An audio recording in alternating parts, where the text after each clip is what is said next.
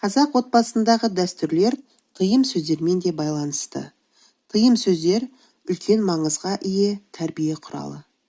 Сондықтан қазақ халқында үлкендер жас балаларды тыйым сөздер арқылы да жамандықтан алыс, жақсылыққа жақын болуға үйреткен. Қазақ халқында табалдырық қасиетті ұғым. Ол үйдің сырты мен ішінің шекарасы, байлық пен кедейліктің де шекарасы. Табалдырық бақыт пен жақсылықтың қарауылы. Табалдырықты баспа, бақыт қашады. Табалдырықта тұрма, үйге келетін жақсылықты қайтарма. Табалдырықта тұрып, кедейлікті шақырма, жаман ырым бастама деген тыйым сөздер жай айтылмаған. Табалдырық бақыттың белгісі.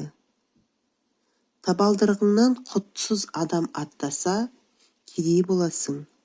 Құтты адам аттаса, бай боласың. Сондықтан жас келін алғаш табалдырықтан кіргенде жақсы ырым жасалады. Оған шашу шашып, құт шақырып, оң аяғыңмен бісміллә деп кіргізеді.